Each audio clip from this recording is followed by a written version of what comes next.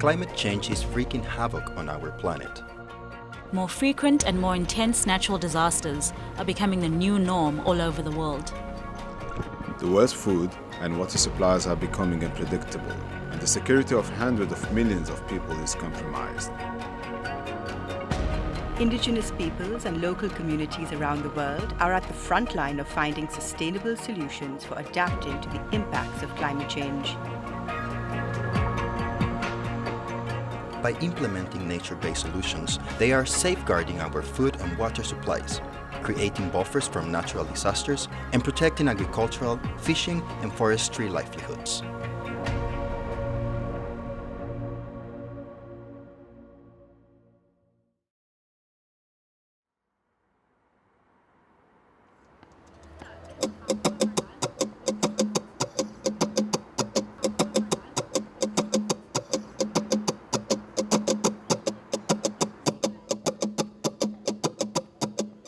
De aquí a unos 20 o 30 años atrás, vimos de que el páramo estaba quedando obsoleto. Tuvimos que socializar, trabajar con nuestra gente para poder bajar la carga animal y cuidar el ecosistema páramo. Nosotros hemos cuidado el páramo, pero a cambio de... Para lograr conservar este ecosistema, primero tenemos que generar alternativas productivas para esta gente que sacrifica su derecho al desarrollo para conservar ese ecosistema que a la final termina beneficiando a quienes están cuenca abajo.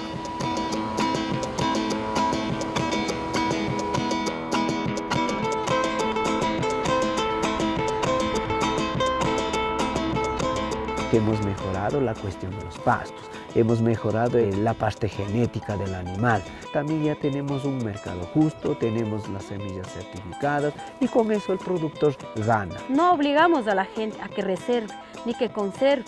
Lo que se hace es que llegar a la conciencia de la comunidad y es en cambio la comunidad en sí que tiene la necesidad de conservar. Es un tema de compromiso de la gente con el páramo y también de las empresas y las ciudades con la gente que está haciendo ese gran trabajo medioambiental. Yo quiero asegurar el futuro de mi familia, porque sin el medio ambiente, sin la Pachamama en su conservación y sin el agua no hay vida.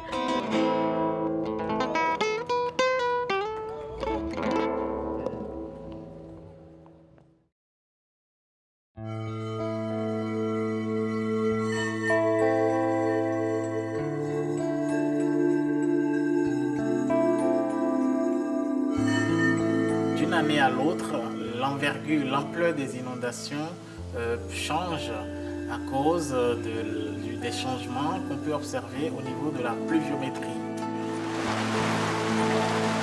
Pendant ces crues peuvent monter jusqu'à des niveaux très élevés et parfois donc inattendus, et ça crée beaucoup donc, de dommages, que ce soit pour les hommes, pour les animaux. Ça amène toute une communauté à déménager momentanément.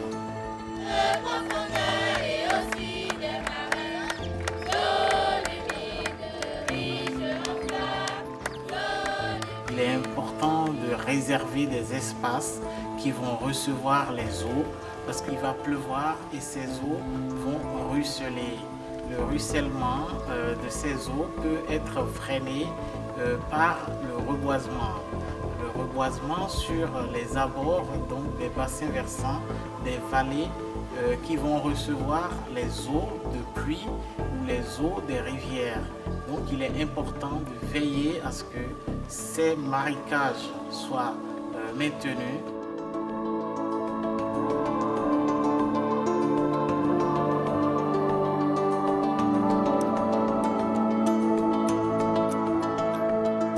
CREDI-ONG, la vision de CREDI-ONG, c'est pour un monde plus vert et bleu.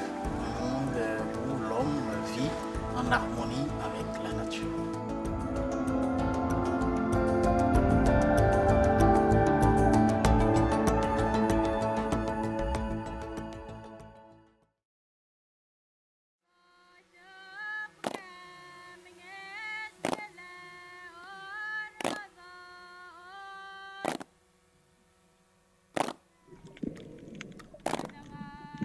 In the past, we understand that we've been damaging our environment.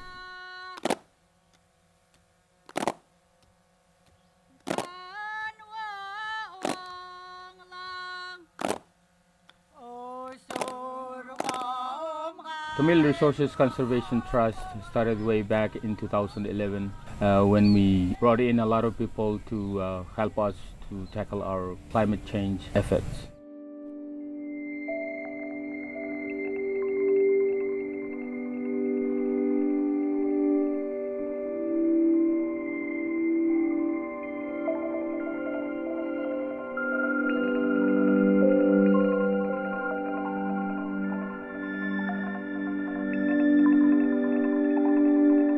If we succeed all the projects that we've been working for, when we come here we have enough to consume. We maintain our own resources and teach it to our children and then live in a better environment, clean environment.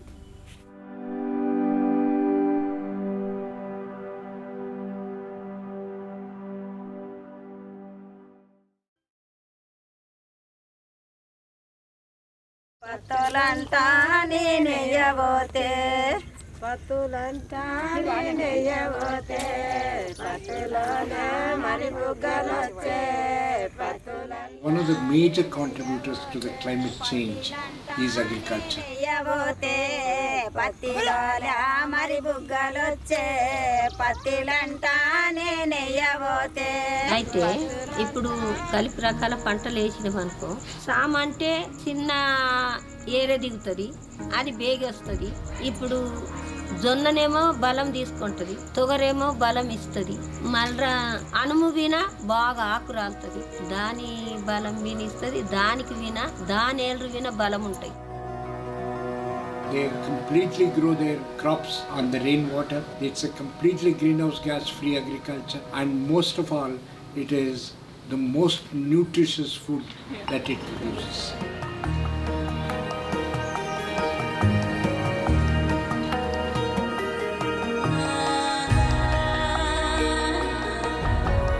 The more we understand the people's agriculture, the more we are convinced that this is one of the first solutions that they have for climate change.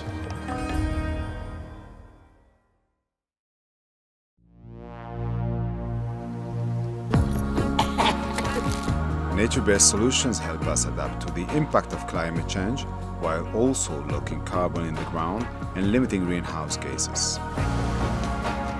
With their diverse knowledge and traditional practices, indigenous peoples and local communities can help the world accelerate nature-based solutions for adapting to climate change.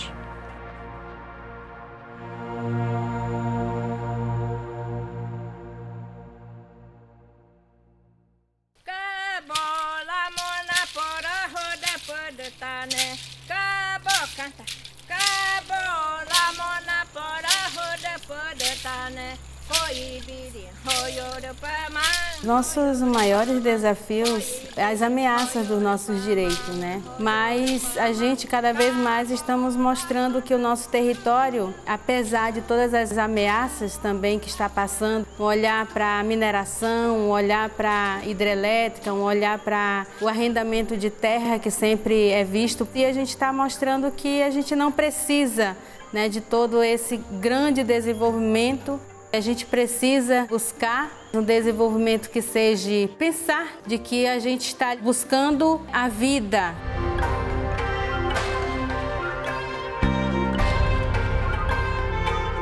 A gente decidiu focar nas sementes porque nas comunidades há perca de sementes regionais. De a gente juntar e fazer essa experiência de trocas, regiões, comunidades e até outros estados, é valorizar a nossa semente tradicional.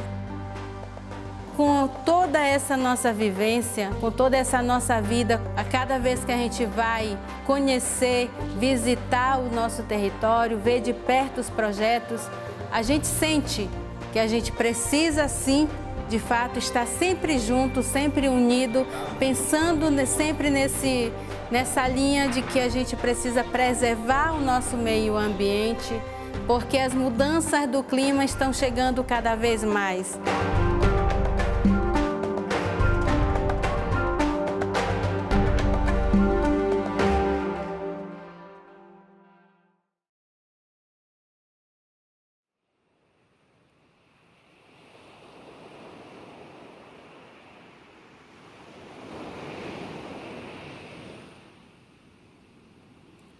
Fishing plays a big role in my life. It's a way that connects me to the ocean, to the land, to my ancestors.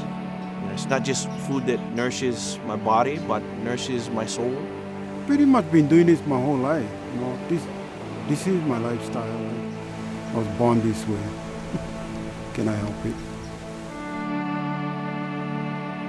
One of the big mission as far as what COMEC has been involved in and what I have been involved in and others in the community is to help create some sort of regulation to protect our resources. We try to share with others. It's, just take what you need. There's always going to be enough for another day. For the people that don't understand, I want them to learn about the resources that we depend on. And today, it's not at the same level as it should be. And that is what I want the community to learn. I don't think people realize how fragile things are. I tend to stick to my root, which is traditional practice. I don't need computers to do magic for me. My computer is nature. I can walk on my door and I can read what is happening today. And that's the beauty about traditional practice.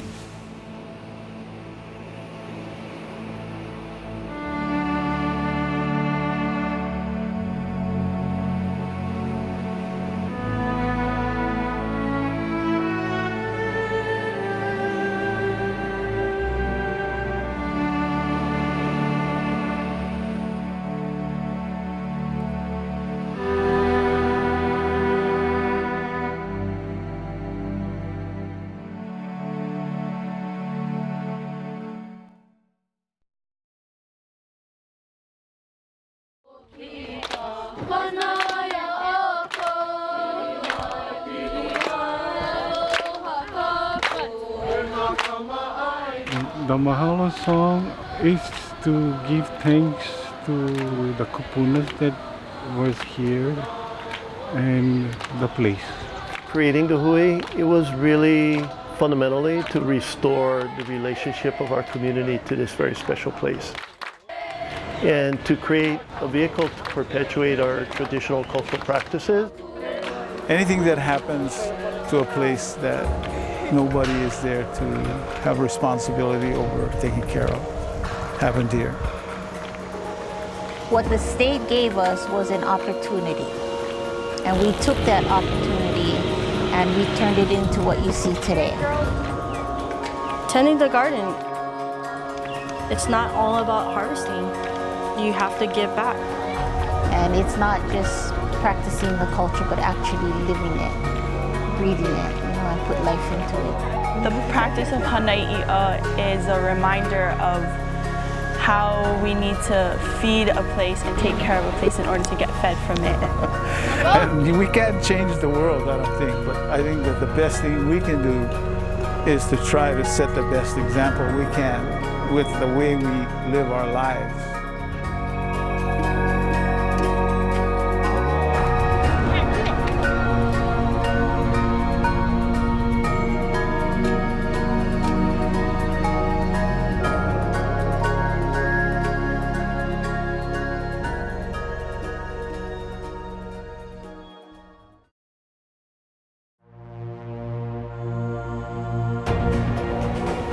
Indigenous peoples and rural communities are leading the way in working with nature to adapt to climate change. We need to scale up global efforts to protect and restore nature to help us adapt to the impacts of climate change. Recognizing Indigenous peoples' land rights and their traditional knowledge is an essential step in tackling our planetary emergency. We cannot adapt to climate change without nature, land rights, and local knowledge.